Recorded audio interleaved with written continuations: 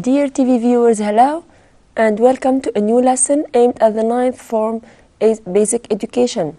My lesson today is entitled Family Relationships. We are going to see a series of pictures. The first one is the following. Okay. As you can see, this is the picture of a family. How many members are there? Look carefully. So there are many members. Good, there are many members. There are 4. We have a father, the mother, and 2 children. So parents and 2 children. Is this family large? No, it isn't. It's small. Let's look at the commentary. As we can see here, the members of this family are only the father, the mother, and the children. What do we call this type of family then? We call it a nuclear family. A nuclear family, by definition, is a family which is composed of only a mother, a father, and children. And it does not include any close relations. So there is no grandfather with them, there is no aunt or uncle. Let's look at the second picture. This is the second picture here. We have also a picture of a family. We have Paul, Susan, Diane, Kate, John, and Peter. Okay, so how many members are there in this picture? Are there only 4 members? No, there are more. There are over 10 members. So is it a small family like the first one? Is it a nuclear family like the first one? Good, no, it isn't.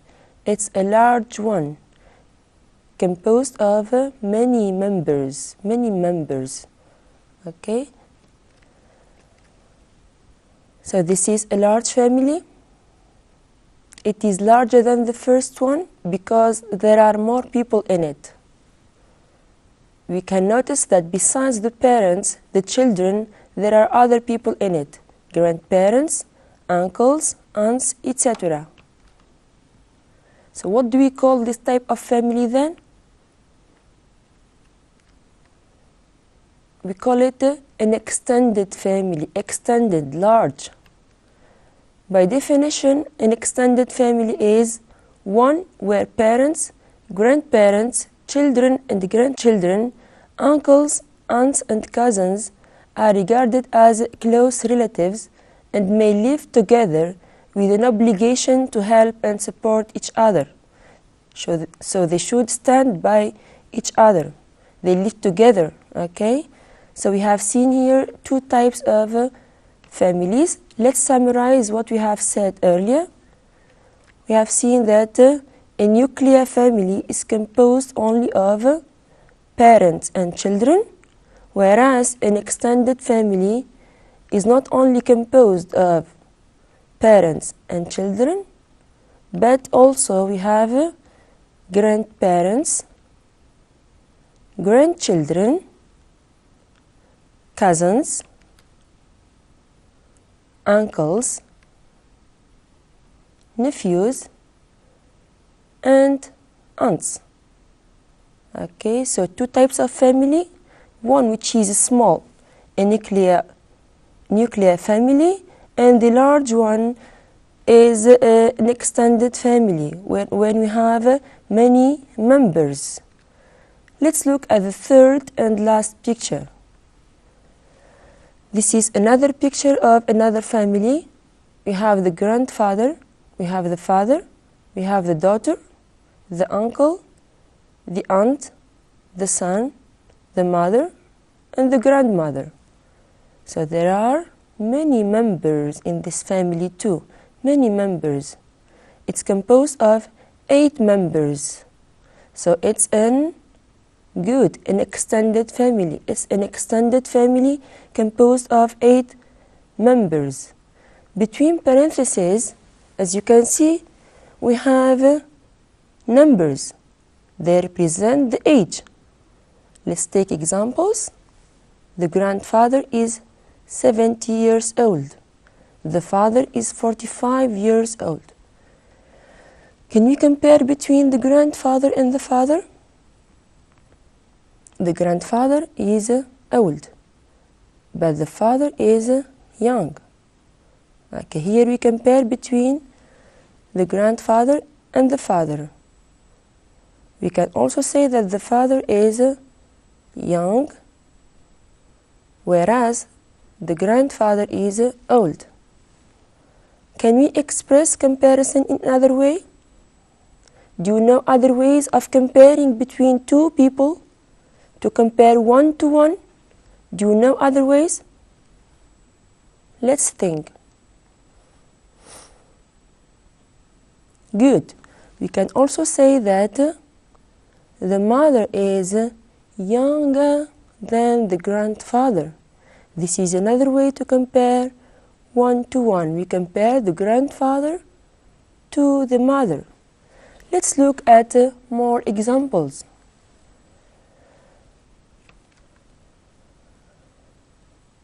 The first example is the uncle is older than the aunt. Old, look, old, we have old plus er plus than. As you can see, old is composed of only one syllable. The second example is the mother is younger than the father. Here the adjective is young. Okay, it's also composed of one syllable, and we have younger than. The third example, the grandfather is taller than the grandmother. The adjective in the third sentence is tall, which is also a short adjective. Okay, how to use the comparative form? Let's look together. We have old, young, and tall. We added er and then we added then. Okay, so the rule for the comparative form is the following. We have short adjective plus er plus then, and this is another example. The example is the grandmother is shorter than the grandfather. The adjective here is short, and it is a short adjective because it's composed of only one syllable, as you can see. So we added er and we added then. Okay, do you think that this rule is going to be true for also long adjectives? Do you know? Okay, let's see together an example. The aunt is more beautiful than the grandmother. Okay, let's look at the adjective. We have here beautiful. How many syllables are there in this adjective? We have 3 syllables. Beautiful. So it's composed of 3 syllables. So it's not a short adjective, it's a long one. With long adjectives, we haven't used the same rule. We used more plus long adjective plus than. Okay, look carefully. We have more plus long adjective plus than, and this is the rule. More plus long adjective plus than. Let's look at another example.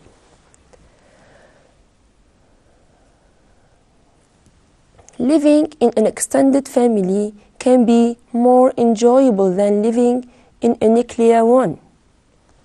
Okay, the adjective here is enjoyable. Enjoyable. How many syllables are there? Let's see. Enjoyable. So we have 4 syllables. So it's a long adjective to. Okay? We have said that we must add more before the adjective and then after the adjective. So more enjoyable than. Okay, good. So for short adjectives we have er plus than, example taller than, and for long adjectives we have more plus long adjectives plus than. Okay, example more comfortable than. Okay, let's look at this last sentence together. Living in an extended family can be more enjoyable than living in a nuclear one. Do you think it's true? Is living in an extended family more enjoyable than living in a nuclear one? Let's remember together the characteristics of an extended family and those of a nuclear one. An extended family means grandparents, parents, children, grandchildren living together in the same house. Okay? They help each other, they stand by each other. But in a nuclear family, children live with their parents. Okay? So, do you think there's a difference? Okay, how can we describe family characteristics in these two types of families? Let's look together at this spidergram. Okay, here we are going to talk about family relationships. The first characteristic is mutual respect. To respect. So, respect each other. The children should respect their parents. Children should respect each other. And it's true the other way around. Parents respect or should respect their children. So it's mutual and not one way. The next characteristic is jealousy. Sometimes children may be jealous of each other. And this is not good because it may cause conflicts between members of the family.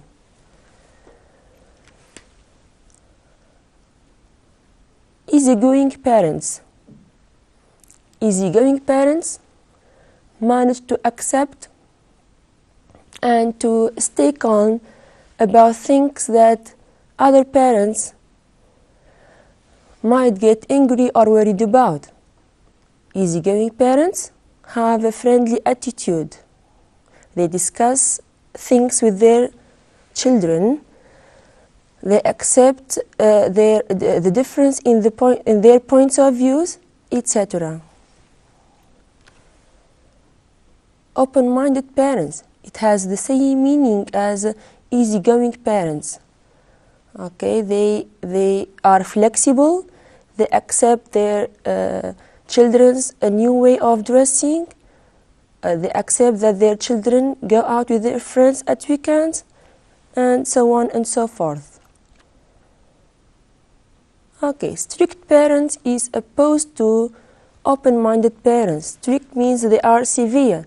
They limit their children's freedom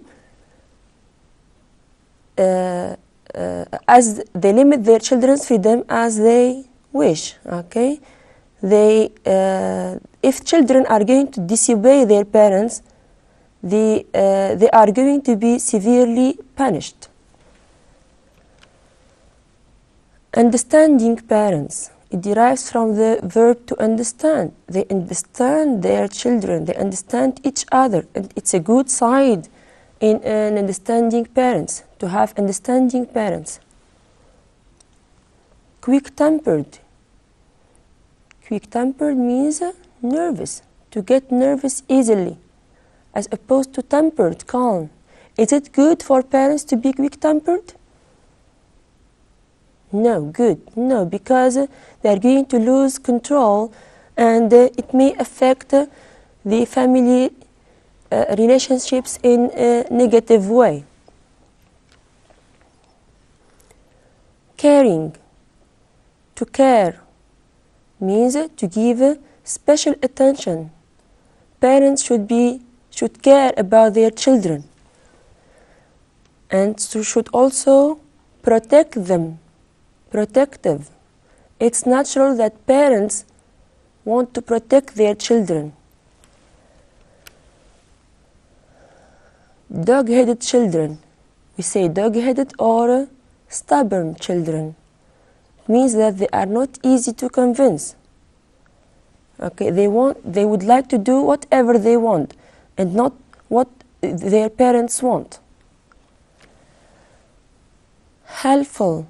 Family members should be helpful, should help each other in many things. If they are not helpful, life is going to be miserable. They are not going to be happy. Cooperative. Cooperative means to work together, to act together, okay, to be helpful. Supportive. Okay, support each other, help each other, stand by each other. And the last is overprotective parents.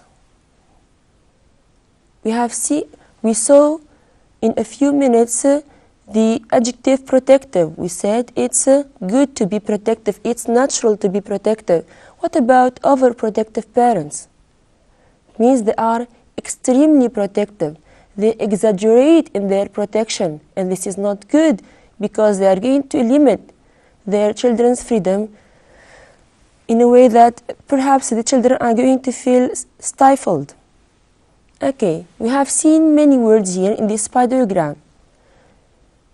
Okay, some of them are positive words relating to positive family relationships, and others are negative. We are going to have or to look at just good family relationships. Okay, when we say good family relationships, it means easygoing parents, mutual respect, caring, understanding, protective, open-minded, helpful, cooperative, and supportive. Okay, do you have good relationships at home? How are your relationships at home? We are going to see together a reading passage. And after answering the questions, we are going to have a question to answer, which is the following. What type of relationship does the text illustrate? This is the reading passage. How many paragraphs are there in this reading passage? As you can see, there are 3 paragraphs. As it's a little bit long, we are going to divide it into paragraphs. Okay, and we are going to start, of course, with the first paragraph. This is the first paragraph. I'm going to read it for you. I feel it's very important for families to have regular meals together. One of my most positive childhood memories was dinner with my parents and 2 sisters. As a result, last year I decided that the entire family would have dinner together 3 days a week. Because my husband and I both work and our 3 kids are busy with school activities, we found that we rarely had a chance to get together as a family. This is the question for the first paragraph. The question is, the mother decided to have family dinners because what? We are going to have 3 alternatives. Because the family members don't spend much time together, or because the parents are divorced, or finally because they usually have friends at home. Think about the answer. Guess what the right answer would be?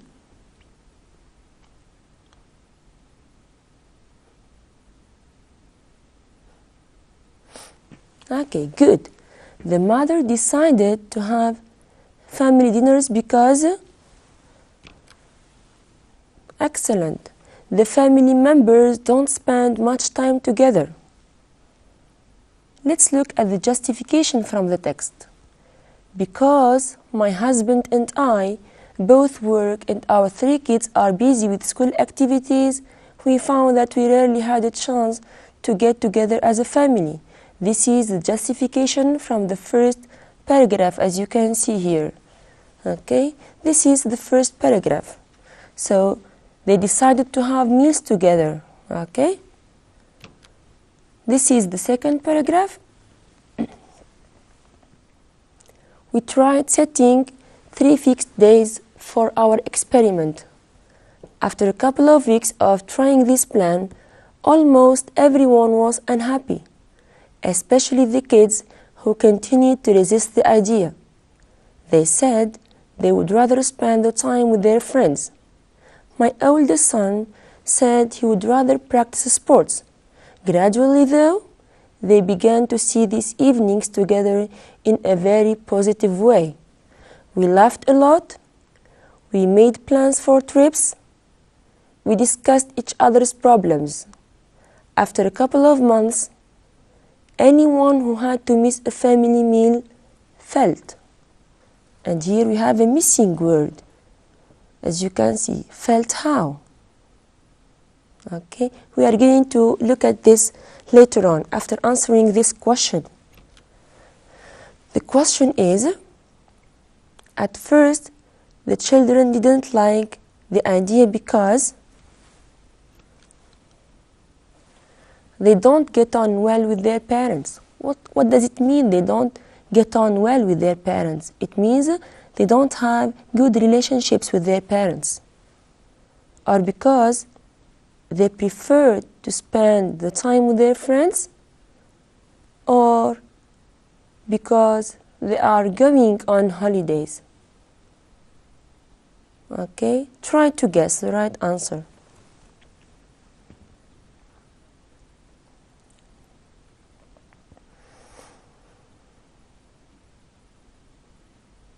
Okay, so at first the children didn't like the idea because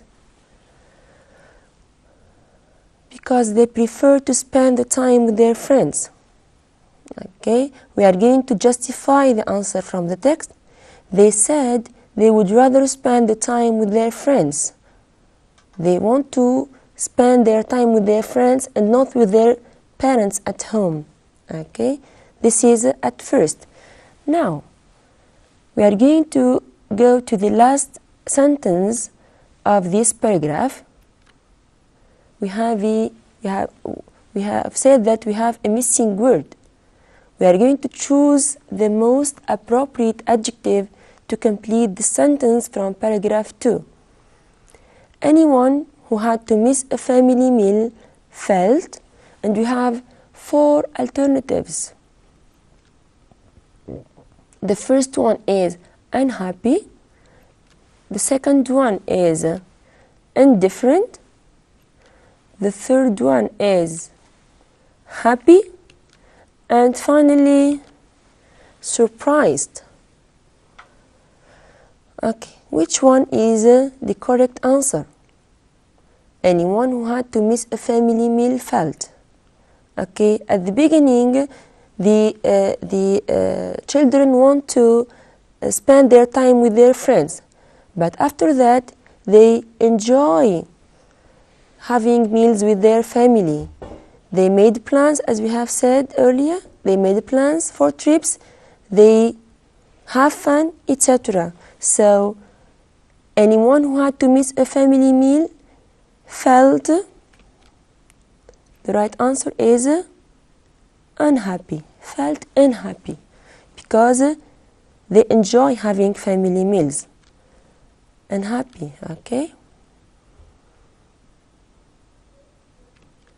We are going to complete the paragraph with the word unhappy. They said, we laughed a lot, we made plans for trips, we discussed each other's problems. After a couple of months, anyone who had to miss a family meal felt unhappy. We are going to see together the third and the last paragraph in this reading passage. This is the third paragraph. We all feel that we have been able to build much stronger relationships within the family than we had before. Of course, there are still disagreements, but we communicate better with each other now. The idea of having regular family meals together, which seemed difficult at first, has brought about many positive changes in our lives. Okay, the question is, complete this paragraph with words from paragraph 3. Okay, let's read the paragraph before. The family members can now, and we have a blank, and their relationships are, and we have another blank, then, before, because of the, and we have a blank, they are having together. The family members can now. After can, do you know what we should use? We should use an infinitive verb without to. So we need an infinitive verb without to. The plausible word is communicate. The family members can now communicate. And their relationships are, and then we have then. Do you know what are we going to use? Good, we are going to use the comparative form. Okay, the comparative form is going to be stronger. Good, in the text, it's stronger. So, and the relationships are stronger than before because of the, and we need here a noun. After the, we need a noun. They are having together. What do they have together? We know that they have meals together. Okay? The family members can now communicate, and their relationships are stronger than before because of the meals they are having together. This is the whole paragraph. Now we are going to answer the question, our question. What type of family relationship does this family have? Okay, it has a good relationship. They discuss things with each other, they have fun together, they have meals together. So it's a good family relationship. Okay, now after reading this text, let's try to talk about its main idea. And before talking about the main idea, we are going to summarize what we have said earlier. We said the text talked about having or deals with having meals together. We talked also about the importance of common activities between the different members of the same family. How each member can have his or her own activities. The importance of trying to be together so as to share happy moments. So we can say that the main idea of this text can be, and you have here 3 alternatives: sharing family responsibilities, a successful family plan, or a failure of a family plan. Guess what the right answer would be?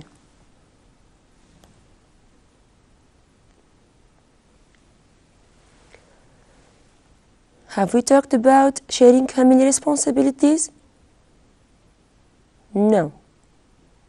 It is not about sharing family responsibilities. It's about a family plan. But does this family plan succeed or fail? They have fun. They enjoy their meals. So it's a successful family plan. It's a successful family plan. Good.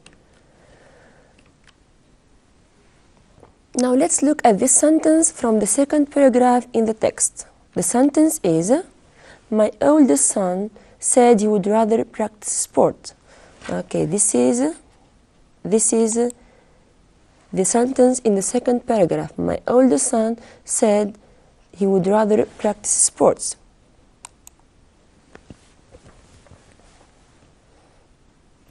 What are we doing here? Which son is the mother talking about here? We understand that she has more than one son, and that she is talking about the one who is older than all the others.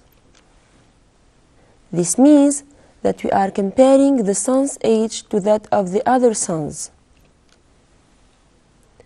We are then comparing one to many others, and not just to only one element, one to many others. Let's look at some more examples from the picture we looked at earlier. Let's go back to the picture. Okay, this is the picture. It represents an extended family. Let's look at Peter. Pete is taller than John. He is also taller than Kate. And he is taller than Diane. He is taller than Paul. Peter is the tallest of all. He is the tallest of all. Now let's look at Susan. She is a baby. She is young. So Susan is younger than Paul, and Susan is younger than Diane. Okay, so Susan is the youngest of all. Let's look at some more examples together. Is the oldest person in the family? Who is the oldest person in the family? The oldest person in the family is John. John is the oldest person in the family. Susan is the youngest. She is a baby, as we have said. Peter is the tallest person in the family. Paul is the shortest member of the family. Kate is the oldest woman in the family. So look at these adjectives. We have old, young, tall, and short. So here we are also comparing, but not one to one. We compare one to many others. So we have the plus a short adjective plus est. Now look at the last sentence. We have beautiful. We said that beautiful is a long adjective. So we do not have the same rule. Okay, who is the most beautiful? It's Diane. With a long adjective, we have the most plus long adjectives. We have the oldest, the youngest, the tallest, the shortest, the oldest, and the most beautiful. What do we notice here? We are comparing each person to all the other members. The adjectives old, young, tall, and short have changed. We added est and used the before the adjective. The last sentence, the most beautiful, is different. Why is that? It's different because the adjective beautiful is a long adjective. It has more than one syllable. It has 3 syllables. So to make the comparison here, we use the most before the long adjective.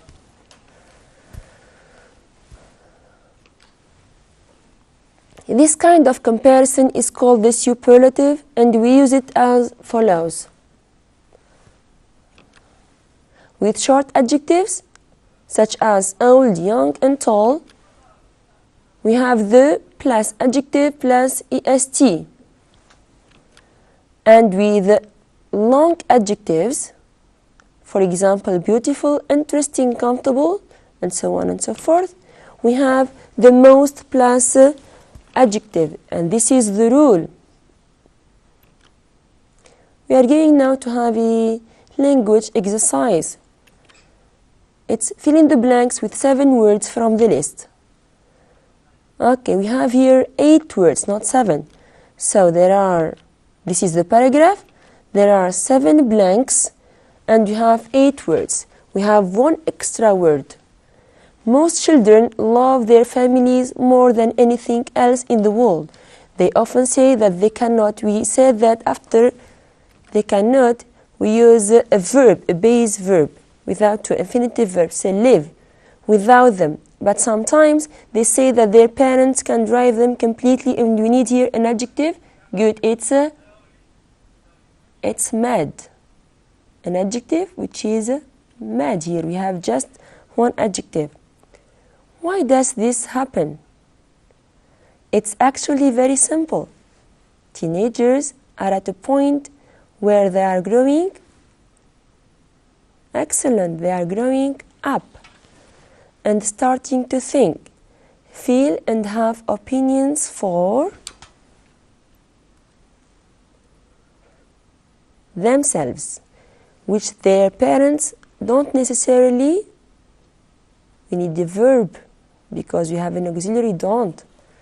Approve of. But don't worry, because it's hard to guarantee a stress-free family life through and we need a noun, teenage years. The last paragraph of my lesson, the last task of my lesson is going to be a productive task. It's a writing, consisting in a writing exercise. Here is the topic.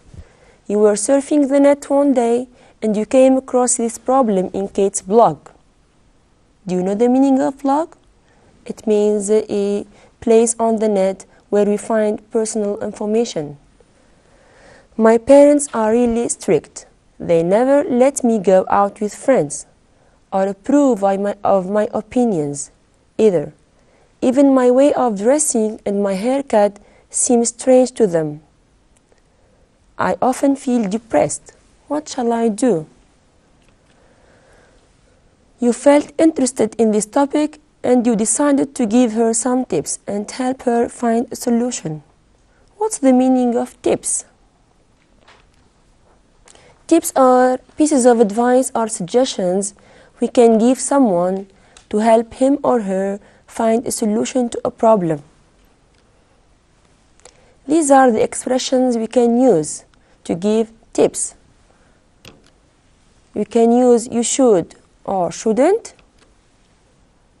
We can use I advise you to. Why don't you also is used for giving tips.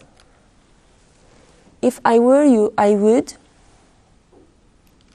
Or you ought to. These are some suggestions.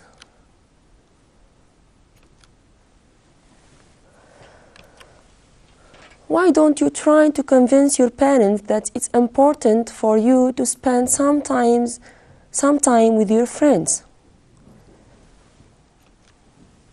Another one, I advise you to be patient and to act calmly. Sometimes your opinions don't necessarily match those of your parents.